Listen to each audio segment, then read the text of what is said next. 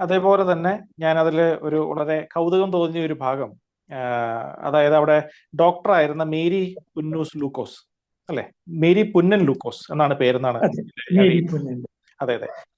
അവരുടെ മകളായിട്ടുള്ള doctor Gracy, തിരുനാൾ മഹാരാജാവ് അവരുടെ ബോയ് ഫ്രണ്ട് ആണെന്ന് പറയുന്ന ഭാഗവും, അതുപോലെ അത് അമ്മ മഹാറാണിക്ക് ഇഷ്ടപ്പെടാതെ വരികയും പിന്നീട് അവര് വാഹന അപകടത്തിലാണെന്ന് തോന്നുന്നു ഇംഗ്ലണ്ടിൽ വെച്ച് അല്ല, ഈ പോവുകയും ചെയ്തു. ഇലക്ട്രിക് അപകടം ഇംഗ്ലണ്ടിൽ വെച്ചാണെന്ന്, അല്ല ഞാനത് വിശദമായിട്ട് പറയാം. ഈ മേരി പുന്നൻ ലൂക്കോസ് എന്ന് പറയുന്നത് അവര് തിരുവിതാംകൂറിന്റെ വൈദ്യശാസ്ത്ര രംഗത്ത് വലിയ സംഭാവനകൾ നൽകിയ വ്യക്തിയാണ്. അപ്പൊ പാലസിൽ അവർക്ക് വളരെ സ്വാതന്ത്ര്യമുണ്ട്. അപ്പൊ കുട്ടിക്കാലം മുതലേ ഒരു കളിക്കൂട്ടുകാരിയായിരുന്നു. അവരുടെ യഥാർത്ഥ നാമം ഗ്രേസ് മേരി പുന്നൻ എന്നാണ്. ഈ ഗ്രേസ് മേരി പുന്നൻ ചിത്തിര തിരുനാളിന്റെ കളിക്കൂട്ടുകാരിയാണ്. അവരൊന്നിച്ച് ടെന്നീസ് കളിക്കും. അവര് ഒന്നിച്ച് കൊട്ടാരത്തില് അവർക്ക് എല്ലാ സ്വാതന്ത്ര്യങ്ങളും ഉണ്ട്. പക്ഷെ ഇത് ആദ്യം തൊട്ടേ ജൂനിയർ റാണിക്ക് ഇഷ്ടമായിരുന്നു. അവരതിനെ റെസ്ട്രിക്റ്റ് ചെയ്തിരുന്നു. പക്ഷെ ആ റെസ്ട്രിക്ഷൻസിനെ ഒക്കെ അതിര് കടന്നിട്ട് ഇത് ഏതോ ഒരു ഘട്ടത്തില് ആ ഒരു ചങ്ങാത്തം എന്നുള്ളത് പരിധി വിട്ടു എന്ന് അമ്മ മഹാറാണിക്ക് തോന്നി. ആ ഘട്ടത്തില് അവര് മേരി പുന്നൻ ലൂക്കോസിന്റെ മകളെ, അതായത് ഗ്രേസ് പുന്നൻ ലൂക്കോസിനെ പുറത്താക്കാനായിട്ട് കാരണം കണ്ടെത്തുകയായിരുന്നു. ആ കാരണമാണ് എൻ്റെ ബോയ് ഫ്രണ്ട് ആണ് എന്ന് ചിത്തിര തിരുനാളിനെ പറ്റി പറഞ്ഞത്. ആ പറഞ്ഞത് കൊണ്ടല്ല, ഒരു കാരണം കണ്ടെത്തുകയായിരുന്നു. അവര് പിന്നീട് ഡൽഹിയിലെ മെഡിക്കൽ കോളേജിലെ അവരെ ഉടനെ തന്നെ തിരുവിതാംകൂറിലേക്ക് അമ്മ അയക്കുകയാണ്. അമ്മ ഇതിനെ പ്രോത്സാഹിപ്പിക്കുന്നില്ല. ഇതൊരു ലവ് അഫെയർ ആയിട്ട് മാറും എന്ന് ഏതാണ്ട് ഉറപ്പായ ഒരു ഘട്ടത്തിൽ ആ ലവ് അഫെയറിന് അനുകൂലിക്കുകയല്ല അമ്മ ചെയ്തത്. അമ്മ അവരെ പറഞ്ഞ് മകളെ അകറ്റി തിരുവനന്തപുരത്ത് നിന്ന് പാക്ക് ചെയ്ത് അയച്ചു. അവിടെ നിന്ന് അവർ ലണ്ടനിൽ പോയി. ലണ്ടനിൽ ജോലി ചെയ്യുന്ന സമയത്ത് ഒരു അവധിക്കാലത്ത് തിരുവിതാംകൂറിൽ വന്നു. അവധിക്കാലത്ത് തിരുവിതാംകൂറിൽ വന്നപ്പോഴാണ് ഒരു ടേബിൾ ഫാനിൽ നിന്നുള്ള ഇലക്ട്രിക് ഷോക്ക് ഇട്ടിട്ട് അവർ മരിക്കുന്നത്. ആ മരണത്തെപ്പറ്റി, അത് 1954 ആ മരണത്തെപ്പറ്റി ആളുകൾ പലതും പറയുന്നു. ഞാനൊന്നും അതിനോട് യോജിക്കുന്നില്ല. അതൊരു പിന്നെ അപകട മരണമായിട്ടാണ് കാണുന്നത്. നമ്മള് ഈ ഒരാളുടെ സ്വഭാവത്തിൽ ചില പ്രത്യേകതകൾ ഉണ്ടെന്ന് പറഞ്ഞ് എല്ലാ തെറ്റുകൾക്കും ഉത്തരവാദി ആ ആളാണെന്ന് പറയരുത്. അതിൽ ഒരു കാര്യം, ഇപ്പൊ നമ്മൾ ഇത്രയും നേരം സംസാരിച്ചതിൽ നിന്ന് ഇപ്പം ശ്രീധരമേനോനെ പോലെയുള്ള ചരിത്രകാരന്മാര് അമ്മ മഹാറാണിയെ ദയാരഹിതയായിട്ടുള്ള ഒരു സ്ത്രീയായിട്ട് ചിത്രീകരിച്ചിട്ടുണ്ട്, അല്ലെങ്കിൽ അങ്ങനെ പറയുന്നുണ്ട്. അവർക്ക് ദയ കുറവാണ്, കുറച്ചൊരു ക്രൂര മനോഭാവമുള്ള ഒരാളാണെന്ന് പറയുന്നുണ്ട്. അത് ഈ ഫാമിലിക്കുള്ളിലെ വഴക്കുകൾ കൊണ്ടാണോ അത് പറയാനായിട്ടുള്ള കാരണം? അതല്ല എന്നുണ്ടെങ്കിൽ ഈ രാജഭരണവുമായി ബന്ധപ്പെട്ട എന്തെങ്കിലും കാരണങ്ങളുണ്ടോ? അവരുടെ എല്ലാ നടപടികളിലും ആ ദയാരാഹിത്യം കാണാൻ പറ്റും. നമ്മള് ഒരു ദയാരാഹിത്യം എന്ന് പറയുന്നത് എത്ര ഒരുപാട് അനുഭവങ്ങൾ, കഥകൾ, അനുസ്മരണങ്ങൾ ഉണ്ട്. പക്ഷേ ഞാന് ചിത്തിര തിരുനാൾ ബാലരാമവർമ്മയുടെ ജീവചരിത്രം എഴുതുമ്പോൾ അതൊക്കെ പറയും. ഞാൻ ഇവിടെ പ്രധാനമായിട്ട് പറയുന്നത് അത് രാജഭരണത്തിന്റെ അവസാന കാലത്തെ പറ്റിയാണ്. അപ്പൊ അവിടെ നമ്മള് അത് അക്കമിട്ട് പറയേണ്ട ആവശ്യമില്ലാത്തത് കൊണ്ട് ഞാൻ പറഞ്ഞിട്ടില്ല. തീർച്ചയായിട്ടും. ഞാൻ അവസാന ചോദ്യത്തിലേക്കാണ്. ഇത് എനിക്ക് നമ്മുടെ ഓഡിയൻസിൽ നിന്ന് വന്നിട്ടുള്ള ബാക്ക് മെസ്സേജ് ആയിട്ട് വന്നിട്ടുള്ള ഒരു മെസ്സേജാണ്. അത് പ്രസക്തമായ ഒരു ആണെന്ന് തോന്നിയത് കൊണ്ട് ഞാൻ സാറിനോട് ഡയറക്റ്റ് ആയിട്ട് ചോദിക്കും. ഈ ചോദ്യം ഇതാണ്: സാറ് കവടിയാറുമായിട്ട് അല്ലെങ്കിൽ കൊട്ടാരവുമായിട്ട് വളരെ അടുത്ത് നിൽക്കുന്ന ആളാണ്, അല്ലെങ്കിൽ അവരുമായിട്ട് വളരെയധികം നല്ല ബന്ധം പുലർത്തുന്ന ഒരാളാണ്. പക്ഷെ എന്തുകൊണ്ട് അങ്ങനെയല്ല, ഞാൻ പറഞ്ഞോളൂ.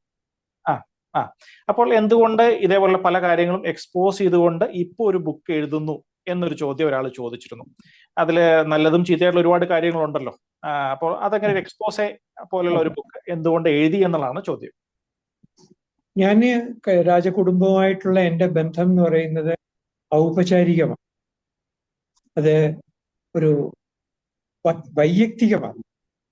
ഞാൻ പല അഭിമുഖങ്ങളിലും ചൂണ്ടിക്കാണിച്ചിട്ടുണ്ട്. അതായത് അശ്വതി തിരുനാൾ ഗൗരി ലക്ഷ്മിബായി പത്മനാഭസ്വാമി ക്ഷേത്രത്തെ പറ്റി ഒരു പുസ്തകം എഴുതാൻ തീരുമാനിക്കുന്നു.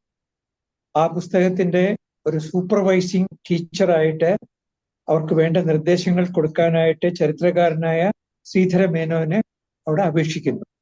ശ്രീധര മേനോൻ പറയുന്നു, ഞാനല്ല അതിന് പറ്റിയ ആള്, കവടിയാറിൽ തന്നെയുള്ള MG ശശിഭൂഷണാണ് എന്ന് പറയുന്നു. അങ്ങനെ MG എന്നെ പരിചയപ്പെടുത്തുന്നു. ഇത് 1992 അതായത് ചിത്ര തിരുനാളിന്റെ മരണം കഴിഞ്ഞിട്ടാണ്. ആ 92 ശേഷമാണ് എനിക്ക് രാജകുടുംബവുമായിട്ടുള്ള ബന്ധം. ആ 92 ബന്ധം എന്ന് പറയുന്നത് ഏതാണ്ട് ഒരു 2010 വരെ തുടർന്നു. അപ്പൊ 92 18 വർഷം. ആ സന്ദർഭങ്ങളിൽ ഞാൻ തെറ്റിദ്ധരിച്ചു എനിക്കൊരു ഉപദേഷ്ടാവിന്റെ സ്വാതന്ത്ര്യം ഉണ്ടാകുമെന്ന്. കാരണം ഞാനൊരു സ്തുതിപാഠകനായിരുന്നില്ല ഒരിക്കലും. ഞാനൊരു ഉപദേഷ്ടാവിന്റെ പ്രാധാന്യം എനിക്ക് ഉണ്ടാകുമെന്ന് തെറ്റിദ്ധരിച്ചു. അതില്ല എന്ന് മനസ്സിലായി. അവർക്ക് സ്തുതിപാഠകന്മാരെ മതി. ഞാൻ അവരോട് പറഞ്ഞു, ഇനി നമ്മൾ തമ്മിൽ ഒരു സൗഹൃദത്തിന്റെ കാര്യമില്ല. പ്രധാനമായി പത്മനാഭസ്വാമി ക്ഷേത്രത്തിലെ ചില നടപടികൾ എനിക്ക് ബോധ്യമായി. അത് ഞാൻ മറ്റൊരു സന്ദർഭത്തിൽ വിശദമായി സംസാരിച്ചുകൊള്ളാം. അപ്പൊ ഒരു ഉപദേഷ്ടാവിന്റെ റോൾ വഹിച്ചിരുന്ന ഒരാള് ഇനി അതിന്റെ ആവശ്യമില്ല, അവർക്ക് ആവശ്യമില്ല, എനിക്കും അതിന്റെ ആവശ്യം. പിന്നെ അവിടെ അവർക്ക് ആവശ്യമില്ലാത്തിടത്ത് ഞാൻ തുടരേണ്ട കാര്യമില്ലല്ലോ. അതാണ് അകൽച്ചയുടെ കാര്യം. ഇപ്പോഴും അവരോട് ഒരു വിദ്വേഷമൊന്നുമില്ല, അവർക്ക് നല്ലത് വരണമെന്നേ ഉള്ളൂ. പക്ഷെ ആ കുടുംബ ചരിത്രത്തിലെ ചില പാടുകൾ, അധ്യായങ്ങൾ ഉണ്ട് എന്നുള്ളത് ഭാവിയിൽ അറിഞ്ഞിരിക്കണം. ഞാനും എൻ്റെ ജീവിതവും ഒരു ജീവിത സായാഹ്നത്തിലേക്ക് എത്തുകയാണ്. അപ്പൊ ഇപ്പോഴെങ്കിലും ഞാൻ ഇതൊക്കെ തുറന്നറിയിക്കണ്ടേ. പിന്നെ അല്ലാതെ ഞാൻ ഇത് പോസ്റ്റ്മസ് പ്രസിദ്ധീകരണങ്ങളിൽ കൂടി വരാനല്ലല്ലോ വേണ്ടത്. എനിക്കിപ്പോ വരുമ്പോ വിമർശനങ്ങൾ വരും. ആ വിമർശനങ്ങൾക്ക് എനിക്ക് മറുപടി പറയാം. അതുകൊണ്ടാണ് ഞാൻ ഒരു കാര്യം കൂടി പറയാം. വൈകാതെ ചിത്ര തിരുനാൾ ബാലരാമവർമ്മയുടെ വളരെ വിസ്തരിച്ചുള്ള ജീവചരിത്രവും പ്രസിദ്ധീകരിക്കും. തീർച്ചയായിട്ടും. കാരണം ഇതിന്റെ പിന്നാമ്പുറം എനിക്ക് അറിയാത്തത് കൊണ്ട് ആ ചോദ്യത്തിൽ ഇത് കഴമ്പുണ്ടോ തോന്നിയത് കൊണ്ട് ഞാൻ ചോദിച്ചതാണ്. തീർച്ചയായിട്ടും ആ ചോദ്യത്തിന് കഴമ്പുണ്ട്. ഞാൻ ചോദ്യം ചോദിച്ചവരോട് ഞാൻ അവരങ്ങനെ ചോദിച്ചതിന് അഭിനന്ദിക്കും. തീർച്ചയായിട്ടും. പിന്നെ ചരിത്രം എന്നാണെങ്കിലും അത് പുറത്തു വരേണ്ടതാണ് എന്നുള്ളതാണ്. അതെ, അത് ഇനി ഞാനിത് പറഞ്ഞില്ല എന്നിരിക്കട്ടെ, മറ്റൊരാളുണ്ടാവും, മറ്റൊരാൾ ഇതൊക്കെ കണ്ടെത്തും. എഴുതുന്ന ഭാഷ എന്റെ ആയിരിക്കും.